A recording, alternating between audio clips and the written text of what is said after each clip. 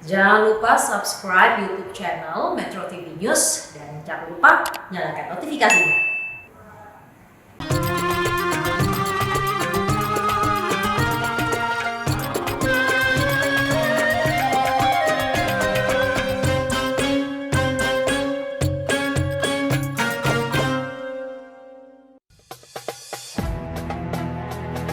Agama Islam tidak hanya mengatur etika antar umat manusia, tetapi internal manusia pun juga ada etikanya.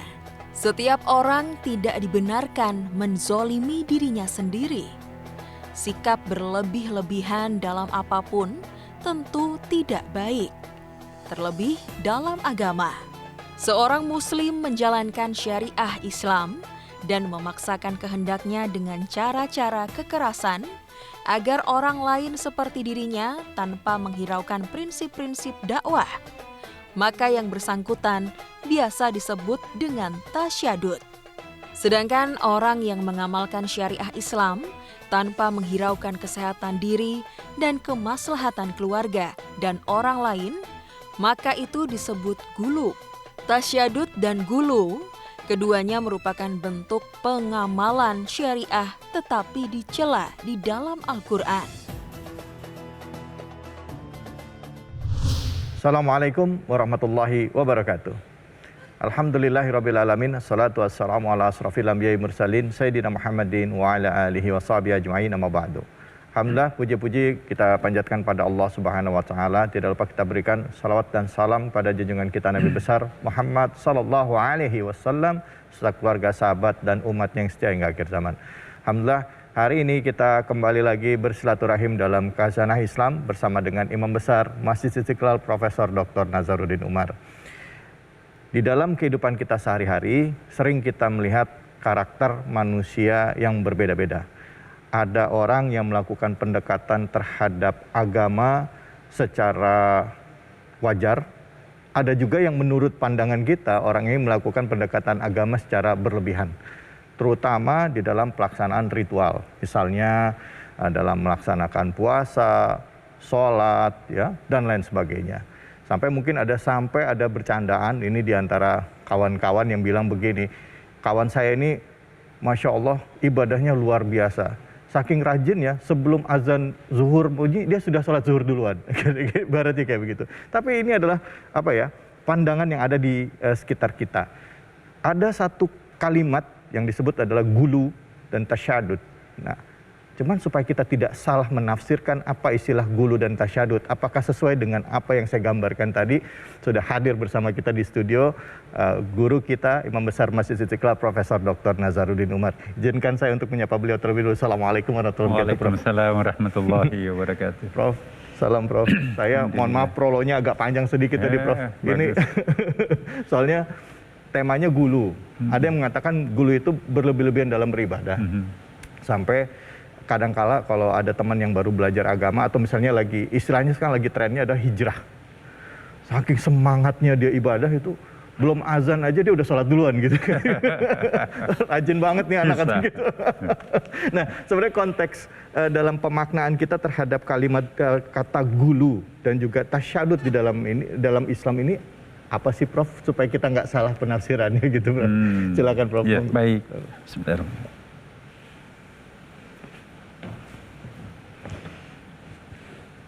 Bismillahirrahmanirrahim. Assalamualaikum warahmatullahi wabarakatuh. Waalaikumsalam warahmatullahi wabarakatuh. Alhamdulillahirabbil alamin. Wa bihi nasta'in ala umuri dunya waddin. Asyhadu an la ilaha illallah wa asyhadu anna Muhammadan abduhu wa rasuluhu la nabiyya ba'd. Allahumma shalli wa sallim ala sayyidina wa habibina Muhammadin sallallahu alaihi wasallam.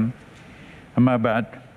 Para pemirsa dimanapun juga berada, senang sekali bisa kita berjumpa lagi pada hari Minggu siang, hari sedang kita istirahat ini mendapatkan kesempatan untuk menikmati rahmat Allah Subhanahu wa taala.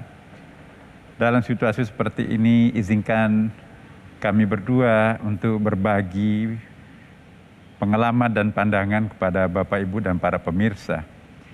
Topik kita hari ini sangat penting, membahas tentang apa itu al-ghulu dan tasyadud.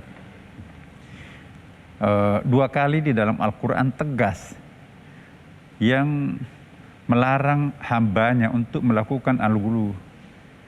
Ya ahlal kitab, la taghlu fi dinikum. Wahai ahli kitab. Siapa ahli kitab itu? Ya kita semuanya sih sebetulnya. Siapapun yang membaca Quran itu ahli kitab. Siapapun yang mencatat Taurat pada zamannya itu juga ahli kitab. Siapapun yang membaca Injil pada zamannya itu juga ahlul kitab pada waktu itu. Dan kita sekarang juga ahlul kitab.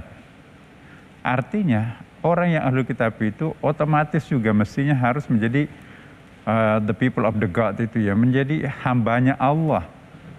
Nah, apa yang dilakukan pada saat kita menjadi hamba dalam menghambakan diri kepadaku, kata Allah Subhanahu wa taala ini, la taghlu, jangan melampaui batas, jangan berlebihan. Sebab agama itu sebetulnya adalah untuk manusia, untuk memanusiakan manusia. Agama itu bukan untuk Tuhan. Tuhan tidak perlu agama. Manusia membutuhkan agama sebagai bimbingan. Ya, karena itu kita beragama itu sesuai dengan kapasitas kita sebagai manusia. Ya, kita tidak boleh memaksakan suatu kondisi yang unhuman, tidak atau melampaui batas kemanusiaan kita sendiri. Dan itu ditegaskan oleh Rasulullah sendiri, juga ada beberapa sahabat ya, termasuk salah seorang sahabat itu mengatakan, alhamdulillah ya Allah, ya Rasulullah, saya sudah tidak pernah lagi berhubungan suami istri. Kaget Nabi, istrimu mana ada? Kenapa? Saya pokoknya waktu saya untuk beribadah. Jadi ada konotasi seolah-olah istri itu pengganggu untuk beribadah. Rasulullah agak bernada tinggi pada waktu itu, jangan melakukan seperti itu. Saya ini Nabi, saya Rasul, tapi juga saya memberikan hak kepada istri saya sendiri. Ya, Nabi punya anak. Ya. Jadi jangan melakukan seperti itu. Itu kesannya bahwa perbuatan seperti itu ghulu. Kesempatan berbeda. Datang. Ya Rasulullah, saya tidak pernah tidur malam. Ada apa? Saya beribadah terus, salat terus panjang malam. Masya Allah. Ya fulan, saya ini Nabi, saya Rasul, tapi saya juga memberikan hak mata saya untuk istirahat, untuk tidur. Tidak sampai semalaman, setiap malam, non-stop untuk beribadah. Nah, apa artinya penegasan Allah tadi? La taghlu fi dinikum, jangan melampaui batas dalam beragama. Dan apa petunjuknya Nabi tadi itu yang dimaksud bahwa ghulu itu adalah orang yang beragama tapi terjadi pemaksaan diri seolah-olah melampaui batas-batas kewajarannya sebagai manusia. Ya, padahal Allah itu sebetulnya agama itu untuk memberikan petunjuk, direction terhadap manusia itu sendiri. Agama bukan untuk menghancurkan martabat, agama bukan berarti harus merontokkan fisik demi untuk Tuhan, tidak. Agama itu adalah untuk kemanusiaan dan manusia itu sendiri. Ya. Jadi kita jangan sampai melakukan pemaksaan diri sampai tanda kutip memperkosa dirinya sendiri untuk memberikan ibadah yang terbaik kepada Allah. Tidak seperti itu maksudnya. La yukallifullahu nafsan illa wus'aha laha ma kasabat wa 'alaiha ma kasabat itu. Nah, para pemirsa. Jadi apa yang dimaksud dengan tasyaddud? Nah, tasyaddud ini juga agak radikal ya. Mungkin tasyaddud itu melakukan sesuatu tindakan kekerasan atas nama agama. Ya, kalau ghulu tadi itu yang korban adalah dirinya sendiri. Tapi kalau tasyaddud itu melakukan hal yang sama, tapi yang korban adalah orang lain dan juga mungkin dirinya, misalnya bom bunuh diri ya kan.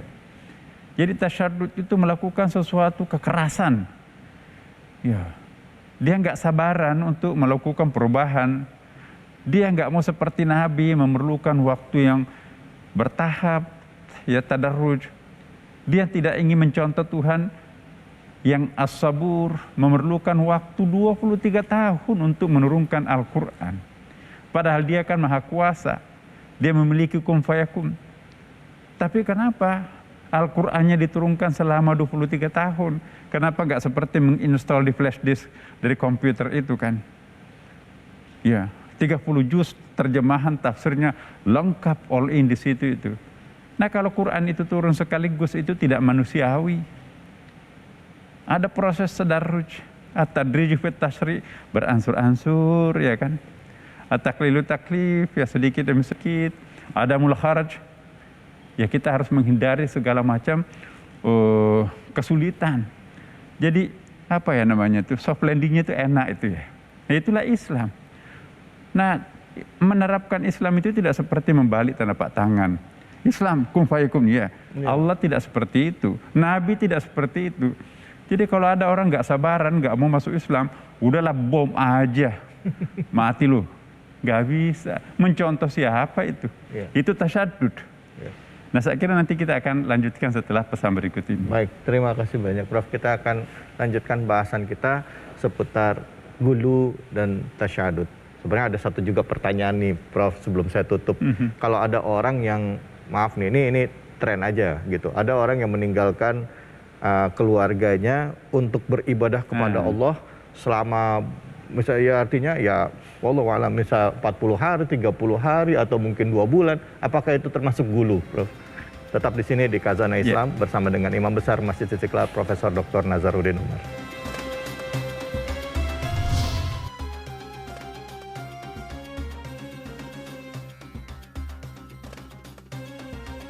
Jadi melakukan perjalanan spiritual ke luar negeri atau kemana-mana.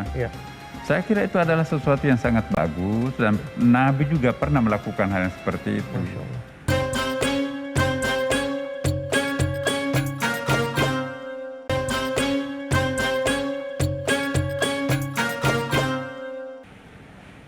Ya, alhamdulillahirrahmanirrahim. Selamat bergabung buat Anda yang baru saja bergabung dalam Khazanah Islam bersama dengan Imam Besar Masjid Istiqlal Profesor Dr. Nazaruddin Umar. Terima kasih, setiap Ahad Anda selalu setia bersama kami dan temanya memang selalu dekat dengan keseharian.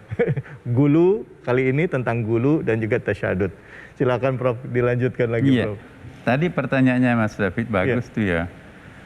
Ada orang melakukan khuruj. Khuruj itu artinya keluar dari rumahnya, keluar dari kampungnya, pergi mengembara ya. Jadi melakukan perjalanan spiritual ke luar negeri atau kemana-mana. Saya kira itu adalah sesuatu yang sangat bagus dan Nabi juga pernah melakukan hal yang seperti itu. Masya Allah. Hanya saja yang perlu kita perhatikan untuk mau khuruj seperti itu, pastikan bahwa keluarga tidak terlantar. Siap.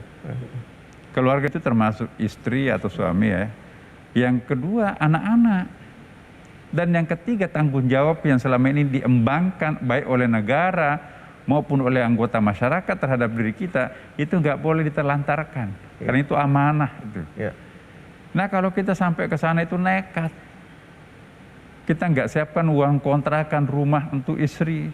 Kita nggak berikan uang SPP untuk anak kita. Tawakal kepada Allah, terserah Allah nanti anak istri saya. Itu satu penyimpangan agama. Tawakal kan tidak seperti itu, kata Rasulullah. Hei, di mana taruh untanya? Saya lepas ya Rasulullah. Saya tawakal, kata Rasulullah. Tawakal bukan begitu. Tawakal tambatkan untanya di sebuah pohon, baru kamu tawakal kepada Allah. Jangan dilepas, tawakal kepada Allah. Kasih uang makan selama 3 bulan, 4 bulan istrinya dan keluarganya. Bayar 1 tahun kontrakan rumahnya. Ya, kemudian 3 bulan di luar negeri, it's okay. Perusahaannya ada yang handle. Jadi tidak menciptakan keterlantaran di belakang. Jangan sampai kita mengajar sunat, kewajiban yang tertinggal. Itu beragama tidak benar. Beragama yang benar itu mengedepankan yang wajib, baru yang sunat. Syukur-syukur kalau dua-duanya terlaksana kan. Tapi kalau 2 pilihan, mana yang kita harus pilih? Yang wajib atau yang sunat? Agama yang benar, beragama yang benar, kedepankan yang wajib baru yang sunat. Khuruj itu sunat, tidak wajib. Ya. Tapi memberi makan anak, ya, Menafkahi istri. memberi makan kedua orang tua, Ya. kemudian melangsungkan masa depan yang lebih baik untuk keluarga, keturunan, itu yang wajib. Nah, jangan sampai kita egoisme spiritual yang terjadi. Ya. Demi untuk mengumpul pahala sebanyak-banyaknya, tidak peduli orang lain. Terakhir mengenai kita tasyadud. Tasyadud. Semoga tasyadud ini menjadi pembelajaran buat kita semuanya, bahwa tasyadud atau radikalisme itu tidak pernah dicontohkan oleh Rasulullah SAW. Radikal dalam pengertian radikal teroris itu, radikal dalam pengertian melakukan sesuatu yang sangat jihad, yang sangat membutuhkan perhatian penuh, itu memang tugas kita seperti itu, ya kan? Fanatik dalam arti fanatik untuk menjalankan ajaran agama, tapi tanpa mengorbankan orang lain dan diri sendiri, ya kan? Ya. Nah, jadi radikalisme menurut hemat saya itu lebih banyak berkonotasi negatif. Contohnya radikalisme itu mengorbankan orang lain hanya karena dia tidak tunduk terhadap kemauan kita sendiri, Ya. memaksakan kehendak kepada orang lain. Kalau enggak, kita bunuh, kita hancurkan. Itu tasyadud. Jangan memaksakan kehendak kita kepada mereka untuk beragama. La ikraha fiddin. Kita hanya menyampaikan. Urusan nanti akan terberi petunjuk atau tidak, itu urusannya Allah. Innaka la tahdi man ahbabta walakinnallah yahdi man yasha. Kalian tidak akan pernah bisa memberikan petunjuk kepada orang yang Anda cintai. Allah lah yang memberi petunjuk. Kita hanya menyampaikan. Cara menyampaikannya bagaimana? Jangan dengan kekerasan. Ud'u ila sabili rabbika bil hikmah wal mau'izatil hasanah wajadilhum billati hiya hasanah. Ini nikmat sekali Quran itu. Berdakwalah dengan penuh kebijakan. Ya. Kalau memang perlu ada dialoglah dengan santun. Ya kan? Enak sekali itu. Nah, jangan ada pemaksaan kehendak atas nama apapun, untuk siapapun, kepada siapapun. Kekerasan itu tidak ada tempatnya di dalam Islam. Ya. Jadi radikalisme dengan cara melakukan pemaksaan kehendak untuk mengikuti ajaran Islam tidak pernah dicontohkan Rasulullah. Nabi berperang itu kalau untuk membela diri, ya kan, bukan memaksa orang untuk masuk Islam. Ya. Nah, saya kira ini penjelasan singkat. Maka itu al-ghulu dan tasyadud itu tidak ada tempatnya di dalam Islam. Saya kira cukup. Baik. Wassalamualaikum warahmatullahi wabarakatuh. Waalaikumsalam warahmatullahi wabarakatuh. Terima kasih banyak Prof, ilmunya Prof. Tadi al-ghulu dalam konteks ibadah. Kalau dalam konteks pemikiran bagaimana Prof? Kadangkala seringkali orang yang baru belajar agama ini masuk ke dalam ranah itu, gitu. Misalnya contoh, mendadak pakai celananya di atas mata kaki, yang pakai celana tidak di atas mata kaki dianggap salah, pakai jenggot dianggap tidak pakai, yang nggak pakai jenggot dianggap salah, atau kebalikannya, orang yang melihat orang pakai jenggot dianggap ekstrim, gitu. Ini selalu ada dua pandangan ini, bagaimana ini? Kalau bagi saya tuh dua-duanya nggak pas. Iya. Iya. Tapi itu dekat keseharian kita loh, Prof. Iya. Banyak loh yang membahas. Menyalahkan orang yang bercelana cingkrang, Iya. pakai hijab, Hijab. pakai Iya. cadar. Iya. Itu hak asasi kok. Iya. Di Amerika juga banyak orang pakai cadar kok. Iya. Itu hak asasi, pilihan, choice-nya orang. Human rights ya. Iya, yang penting itu action-nya itu. Iya. Ya, belum tentu. Banyak orang yang pakai cadar tetapi moderat isi kepalanya. Ya, Masya Allah. Ya. Ada orang nggak pakai cadar tapi justru itu ekstrim isi kepalanya kan. Iya. Kalau bagi saya isi kepala itu lebih penting daripada pembungkus kepalanya, sepanjang itu sudah memenuhi syarat penutup aurat itu sudah cukup. Iya. Jadi jangan mengalahkan bahwa orang yang pakai cadar itu kafir, orang yang nggak pakai celana cingkrang itu kafir. Iya. Tapi sebaliknya juga, begitu kita melihat orang menggunakan celana cingkrang, pakai cadar, teroris, Iya, iya, menteroriskan orang yang bukan teroris, itu teroris. Masya Allah. Iya, apa bedanya kan? Iya. Karena langsung menjudge, Iya. langsung memberikan justifikasi. Menteroriskan orang yang bukan teroris, teroris. Iya. Kalau teroris memang sudah teroris. Iya. Iya. Iya. Dan teroris saya itu kira- ada di semua agama ya, sifat itu. Mari Lintas kita agama. beragama secara wajar lah. Iya, iya, Agama itu adalah sesuatu kehidupan yang wajar. iya. Agama itu fungsinya untuk mewajarkan kehidupan umat manusia, bukan mengekstremitaskan umat manusia atau bukan membinatangkan manusia. Ada juga kan. Nah, jadi saya kira nikmat sekali kalau kita mengikuti ajaran agama kita. Ajaran agama manapun juga di Indonesia ini kepada para pemeluknya, mari kita beragama secara benar menurut keyakinan agama kita masing-masing, tanpa saling mengusik satu sama lain. Internal umat Islam, mari kita berpegang kepada mazhab yang kita yakini benar, tidak perlu saling mengusik dengan mazhab lain yang berbeda dengan diri kita sendiri. Ya kan? Konfigurasi itu penting. Perbedaan itu indah. Ya kan? Prof, kira-kira apa yang bisa kita simpulkan dari tema kita tadi mengenai masalah gulu dan juga tasyadud? Pertama ya, mari kita meninggalkan al-gulu. Sebab ternyata itu tidak diridhai Allah dan tidak disetujui Nabi.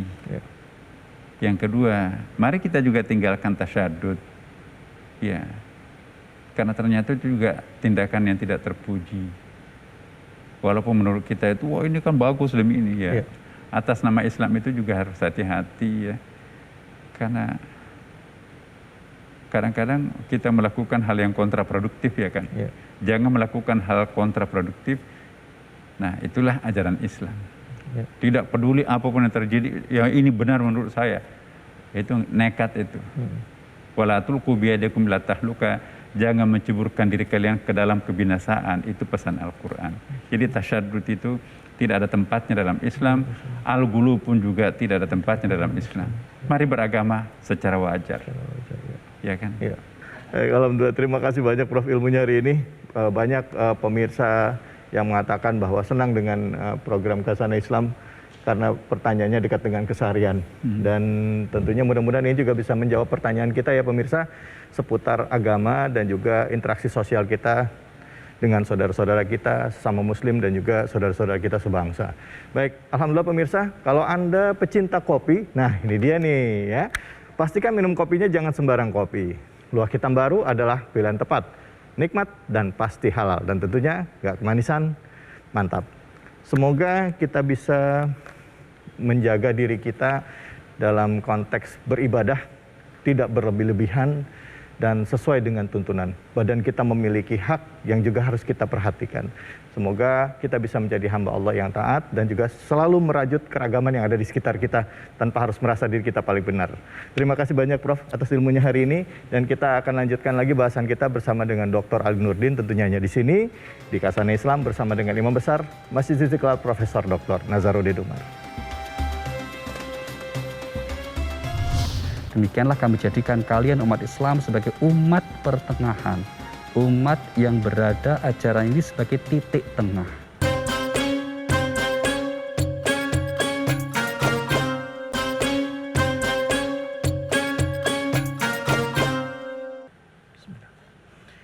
Alhamdulillahirrabbilalamin. Pemirsa, kita masuki lagi segmen ketiga dari program Khazanah Islam. Dan seperti yang saya sampaikan tadi, di segmen ketiga ini kita akan mendengarkan kajian dari Dr. Ali Nurdin yang alhamdulillah sudah hadir bersama kita. Izinkan saya menyapa beliau terlebih dulu. Assalamualaikum warahmatullahi wabarakatuh. Waalaikumsalam warahmatullahi wabarakatuh. Pak Dokter, bahasan kita ini kalau dalam istilah agamanya adalah gulu ya. Gulu itu sifat, mohon maaf saya kalau saya salah, ekstrim ya, benar ya, berlebih-lebihan ya. Betul. Nah, dan ini adalah kecenderungan bagi orang-orang mungkin yang saya nggak tahu apa memang karakternya atau mungkin fase di dalam memaknai keagamaan. Kadang-kala ada orang yang baru belajar agama langsung ngerasa semuanya berlebihan. Iya, betul. Ini wajar nggak sih? Iya, betul.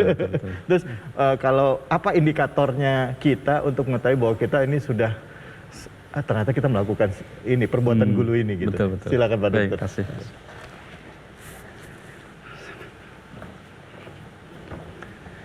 Bismillah, alhamdulillah, salatu wassalamu ala rasulillah wa ala alihi wa sahbihi mawalah, amma ba'd. Al-Quran memberikan sifat terhadap ajaran agama Islam, ajaran agama kita dengan istilah ummatan wasatan. Ini ditegaskan di surah 2 Al-Baqarah ayat 143. Wa kadzalika ja'alnakum ummatan wasatan litakunu syuhada'a 'alan nas. Demikianlah kami jadikan kalian umat Islam sebagai umat pertengahan, umat yang berada ajaran ini sebagai titik tengah. Nah, maka kemudian ketika orang melampaui titik itu, itulah yang kemudian disebut sebagai ghulu. Itulah yang kemudian disebut sebagai berlebihan, yaitu melampaui garis-garis yang telah ditetapkan dalam syariat. Pertanyaan Mas David adalah apa indikatornya seseorang itu telah kemudian dinilai keluar dari syariat. Nah, dalam konteks ini ada dua hal. Yang pertama adalah kalau kemudian konteks hulunya itu memang akhirnya menjadikan yang bersangkutan itu terpisah dari risalah Islam. Kita ambil contoh, ada hulu dalam bidang akidah. Misalnya di Al-Quran di surah At-Taubah ayat 31 itu merekam ucapan orang-orang Yahudi dan Nasrani di masa lampau yang mengatakan wa qalatil yahudu Uzairun ibnullah wa qalatin nasara al-masih ibnullah. Itu hulu ini, Mas. Yaitu apa? Orang Yahudi berkata Uzair anaknya Allah. Orang Nasrani berkata Al-Masih anaknya Allah. Itu hulu dalam akidah, berlebihan. Bagaimana mungkin manusia bisa naik kelas menjadi anak Tuhan? Itu yang tidak boleh. Ya. Kemudian juga ada hulu dalam amal, dalam perbuatan. Dalam konteks inilah misalnya kita sebagai seorang Muslim, saya ambil contoh. Seseorang yang hari-hari ini menjadi tenaga kesehatan, nakes. Ya. Takwa yang utamanya itu membantu pasien. Ya. Bukan kemudian memperbanyak sholat sunnah. Ya.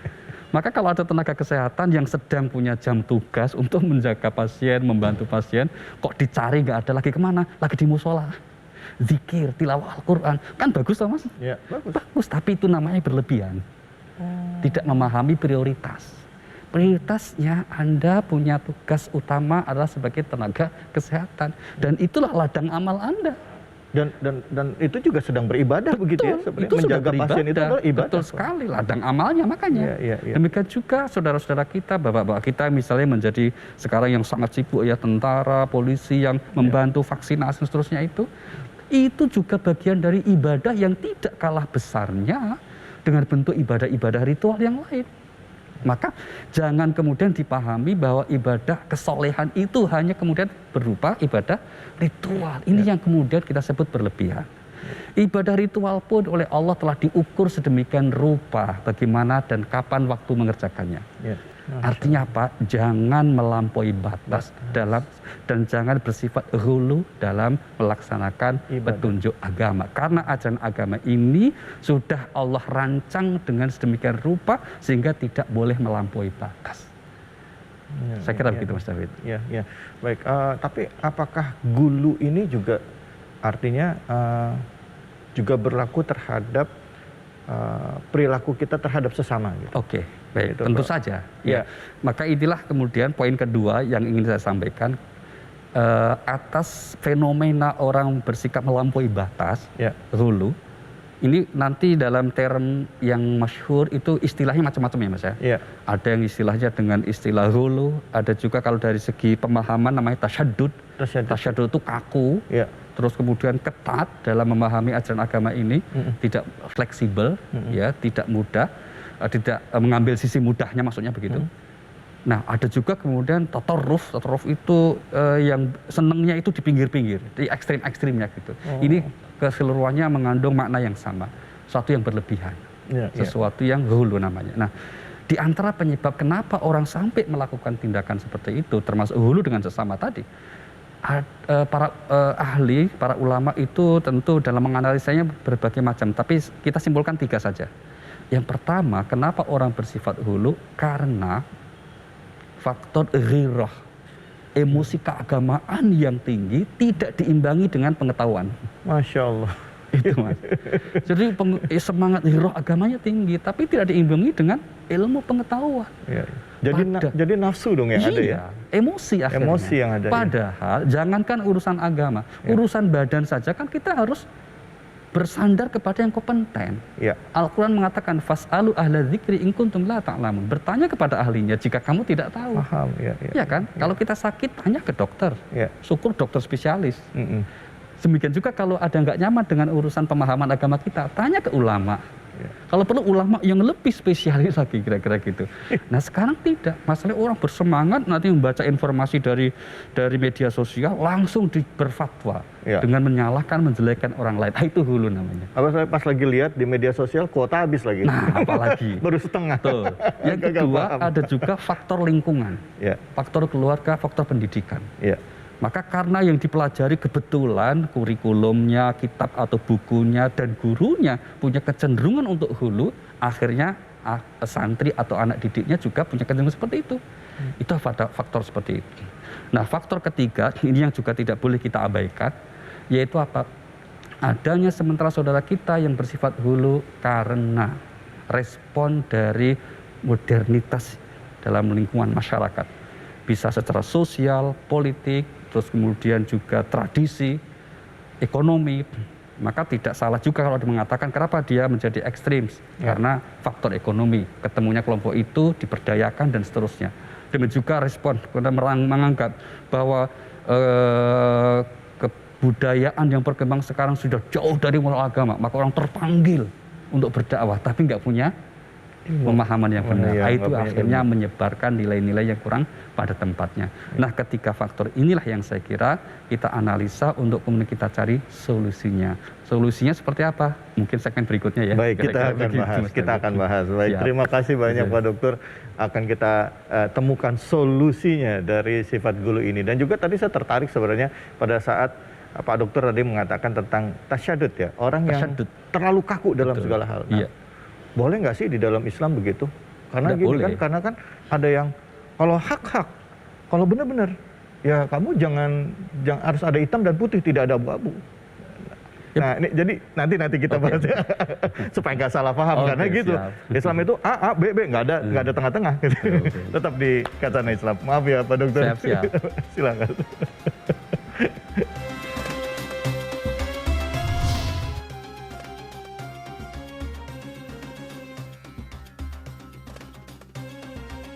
Jadi pemahaman bahwa Islam hitam putih ada benarnya dalam konteks tauhid, dalam konteks dengan siapa kita bicara.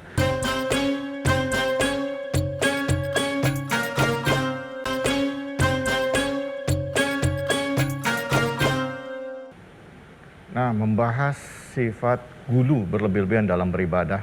Ini jadi tema kita. Dan juga tadi sempat disinggung juga oleh Pak Dr. Ali Nurdin mengenai sifat tasyadud, yaitu orang yang kaku gitu. Kaku di dalam memaknai sebuah kejadian atau sikap gitu ya, terutama dalam pemikiran dia terhadap sikap tersebut berdasarkan pandangan agama menurut beliau. Nah, untuk itu kita luruskan nih, bagaimana tasyadudnya supaya kita juga tidak gulu juga di dalam bersikap. Silakan Pak. Terima kasih Mas David. Ini pertanyaan menarik sekali. Saya sempat terpikir merenung gimana nih kira-kira gitu ya. Tapi mari kita mulai dari sini. Yang pertama ada aspek ajaran, norma, yang itu sumbernya Al-Quran dan hadis. Siap. Ini jelas. Hitam putih, clear, gitu ya. Tapi dalam proses berdakwah, dalam proses menyampaikannya, kita lihat. Kalau urusan akidah langsung clear, dan itulah yang dilakukan oleh Allah melalui Rasulnya di periode Mekah. Maka nggak ada yang disebut proses tadarruj. Bertahap tuh nggak ada. Misalnya saat itu orang musyrik banyak menyembah berhala, terus kemudian yaudah kalau gitu menyembahnya jangan banyak-banyak deh, 2 aja atau 3, nggak ada itu. Langsung qul huwallahu ahad, gitu. Satu itu ya. Maka kalau kemudian proses akidah itu ya asyhadu alla ilaha illallah wa asyhadu anna muhammadar rasulullah, sudah. Itu batas hitam putih situ Mas. Nah, yang kedua pada aspek proses. Tapi ketika kita bicara syariat, bicara syariat maka kemudian Al-Quran dan agama itu menggunakan pendekatan proses. Saya kasih contoh gini, ada kawan mu'alaf, dia kemudian mengatakan, aduh saya belum bisa itu melaksanakan sholat 5 waktu full, saya baru 3 waktu bisanya. Kita jawabnya, nggak apa-apa, 3 waktu dulu nggak apa-apa. Sikap kita yang mentolerir kamu 3 waktu dulu itu bukan berarti kita membenarkan sholatnya cuma 3 gitu loh Mas. Ini proses. Dan juga itu bukan gulu juga ya. Bukan gulu, ini proses. Kita hargai proses orang itu. Atau ada kawan, aduh saya belum kuat puasa ini. Misalnya dia bersyahadat masuk Islam terus kemudian nggak lama setelah itu datang Ramadan. Dia merasa kayaknya saya belum kuat puasa deh. Saya puasa mungkin kuatnya sampai zuhur. Kita katakan, enggak apa. laksanakan semampu kamu. Ya. Itu yang kemudian kita pahami, hal seperti ini kita sebut sebagai sebuah proses. Jadi pemahaman bahwa Islam hitam putih ada benarnya Ya. dalam konteks tauhid, dalam konteks dengan siapa kita bicara. Ya. Tapi pada saat yang sama Al-Quran juga mengatakan menyeru manusia ke jalan Tuhan itu dengan cara yang bijaksana, mempertimbangkan realitas dengan siapa kita bicara. Ya. Kalau di literasi masyarakat kita masih banyak orang yang melakukan aneka macam tradisi yang kita duga mengandung syirik, mau diapain kita? Ya. Langsung kita kata hitam putih, syirik itu, tinggalkan. Ya. Sementara itu sudah mendarah daging puluhan tahun kan? Maka pendekatan yang dilakukan apa? Proses. Ya, kan? Itulah para wali songo, para ulama dulu menyatakan apa? Ya sudah, kalau kamu masih suka selamatan itu, ya udah diganti aja caranya, kita doa. Selamat aja enggak apa-apa. Itu proses. Itu bagian dari proses. Betul bukan sekali. pembenaran terhadap perbuatan Bukan pembenaran terhadap yang memang bertentangan dengan syariat. Iya, iya. Itu.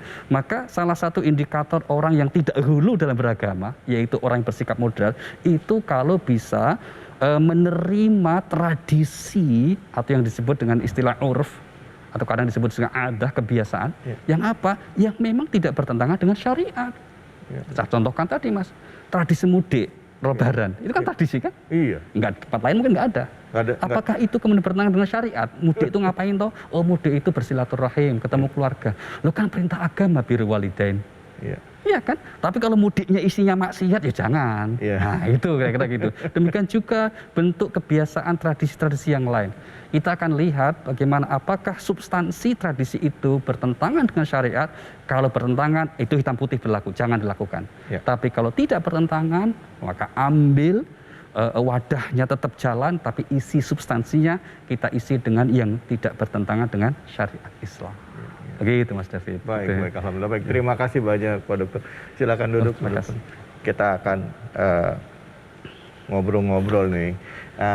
Tadi kalau dikatakan bahwa kaku itu tadi kan di dalam Islam ada hal-hal yang memang jadi fundamental. Betul. Seperti masalah Allah itu ahad, konsep Tuhan, betul. Dan juga tentang Nabi yang terakhir itu adalah mutlak di dalam Islam. Betul, nah, ya. Sekarang bagaimana dengan orang yang punya pendapat bahwa dalam Islam itu dulu ada proses, karena Al-Quran turunnya satu-satu gitu. Ada ayat itu turun. Kalau sekarang Al-Quran udah selesai, sudah selesai, sudah lengkap. Ya akhirnya jadi satu pembenaran bahwa ya harus begitu. Kayak misalnya contoh soal khamar, ya sudah, nggak boleh minum khamar lagi. Antum sudah minum khamar, ya salah, tinggalkan total. Gitu. Ini bagaimana nih? Ini contoh-contoh betul. gitu. Satu sisi ada benarnya. Ya. Sekali lagi dari sisi norma ajarannya memang sudah final. Ya. Al-yauma akmaltu lakum dinakum wa atmamtu alaikum ni'mati wa raditu lakumul Islam madina. Ya toh, di surah Al-Maidah ayat 3 itu. Hari ini telah kusempurnakan ya kan bagimu agamamu dan aku ridho Islam menjadi agama kamu. Telah kucukupkan nikmat dan seterusnya. Nah, artinya apa? Artinya dari segi ajarannya memang sudah final dan tidak perlu dipakai proses lagi. Betul. Sudah final ini. Dan jangan kemudian ditambah-tambah. Iya. Karena sudah selesai. Dengan ditutupnya kenabian diutusnya Rasulullah, maka tidak akan ada lagi nabi baru yang membawa ajaran baru yang merevisi ajaran Rasulullah. Tidak ada. Nah, cuma pertanyaannya, bagaimana cara menyampaikan ajaran yang sudah final ini, Mas? Nah, iya. Itu problemnya. Apakah Anda menggunakan pendekatan hitam putih, pokoknya ini halal, pokoknya ini haram. Iya. Nah, apakah kemudian begitu? Kalau mau begitu, monggo, saya jamin tidak efektif. Pasti akan lari. Karena Anda bicara dengan manusia, bukan dengan batu. Gitu loh. Nah, kalau manusia, kita akan belajar pada sosok makhluk manusia itu yang beraneka macam latar belakangnya. Gitu kan. Maka itulah yang ditempuh oleh para ulama, termasuk Rasulullah sendiri loh, Mas. Rasulullah sendiri menempuh itu dengan cara bijaksana. Maka betul bahwa dari sisi norma, ajaran, Al-Quran, hadis, final. Sudah selesai. Tidak mungkin ditambah lagi. Tapi dalam penyampaian ajaran yang final itu, lagi-lagi kita merujuk ke Al-Quran, harus menyampaikan dengan bil hikmah, sikap bijaksana. Dengan siapa kita bicara. Kalau dengan orang yang sudah memahami agama, hitam putih, nggak ada kompromi lah. Dia udah ngerti kok, tegasin lagi kira-kira gitu, ya kan. Tapi kalau ini non Muslim, baru pingin belajar Islam, atau sudah Islam tapi nggak pernah belajar masih Islamnya sekali. Islam KTP aja bahasa istilahnya begitu. Oke, Pak Dokter, kira-kira apa yang bisa kita simpulkan? Terus kedua, apa yang harus kita lakukan untuk bisa terhindar dari sifat gulu dan juga tasyadud tadi. Baik. Yang pertama, ajaran agama yang sudah moderat ini, yang umat dan wasatun ini istiqomalah melaksanakannya, tidak perlu berlebihan. Itu kata kuncinya. Karena kalau ajaran yang sudah moderat ini kita kerjakan semua aspeknya pun kita sudah lelah. Kita pun sudah tidak mampu sebetulnya mengerjakan semua petunjuk agama, termasuk yang sunnah-sunnahnya misalnya kan banyak sekali itu kan. Itu pun sudah tidak akan mampu. Maka pilih prioritas sesuai dengan kapasitas dan kondisi kita masing-masing. Itu satu. Yang kedua, agar terhindar dari sifat hulu, maka tidak mau kita harus terus membuka diri belajar. Iqra, itulah perintah agama yang mohon maaf paling ditelantarkan umat. Miskin literasi. Ya, maka kemudian Iqra menjadi perintah yang wajib harus kita lakukan kalau kita ingin memahami agama ini dengan cara benar. Karena dengan kita terus menambah ilmu, wawasan, pemahaman, maka insya Allah kita akan terhindar dari sifat hulu itu. Karena salah satu sumber utama kenapa orang punya sifat hulu tadi itu, ghirah yang berlebihan tidak didukung oleh pengetahuan ilmu yang memadai. Maka solusinya apa? Teruslah belajar seperti Nabi pun yang sudah jelas sempurna masih diajarkan doa oleh Allah. Rabbi zidni ilma. Ya Tuhan, tambahkan aku ilmu. Masya Allah. Dan juga kalau belajar boleh nggak sih kalau belajar jangan hanya sama satu guru? Boleh dong ambil referensi yang lain, boleh kan ya Pak? Bukan boleh, itu harus. Harus ya? Harus. Jadi supaya kita ulasannya luas ya? Betul sekali. Karena apa? Salah satu juga sebab orang kenapa akhirnya bersifat hulu, karena orang tidak mau membuka diri mendengarkan pendapat lain yang boleh jadi berbeda. Itu masalah. Maka semoga kita terhindar dari masalah itu. Masya Allah. Alhamdulillah. Terima kasih banyak Pak Dokter, ilmunya luar biasa sekali hari ini. Sudah bahas tentang berbagai macam hal ya, dari mulai gulu, tasyadud, sampai akhirnya ke hal-hal yang dekat dengan keseharian kita. Tapi juga harus hati-hati juga di dalam bersikap ya. Jangan sampai kita tadi, gulu ini bisa menyebabkan kita jadi orang yang liberal ya, di dalam berpikir ya, berlebih-lebihan juga di dalam menyikapi agama. Nah, bicara mengenai sesuatu yang jadi kegemaran kita, saya juga mau ngajak ini untuk pemirsa yang ada di rumah. Kalau Anda pecinta kopi, pastikan minum kopinya jangan sembarang kopi. Luwak Hitam Baru adalah pilihan tepat, nikmat dan pasti halal, dan tentunya nggak kemanisan, mantap. Terima kasih atas kebersamaan Anda. Semoga kita bisa menjadi hamba Allah yang taat dan selalu menempatkan sesuatu pada porsinya. Tidak berlebih-lebihan, sesuai dengan tuntunan, dan juga dalam mensiarkan agama kita juga bisa melihat kondisi umatnya atau orang yang kita ajak bicara, sehingga akhirnya apa? Muncul pemahaman di dalam diri dia, sehingga akhirnya nanti menjalani Islam dengan penuh pemahaman dan kesadaran yang penuh untuk melaksanakan semua perintah Allah, insya Allah. Amin. Baik, terima kasih pemirsa atas perhatian Anda. Sekali lagi saya mohon maaf ada kekhilafan, dan juga terima kasih banyak Pak Dokter. Wabillahi taufiq wal hidayah. Assalamualaikum warahmatullahi wabarakatuh. Waalaikumsalam. Metro TV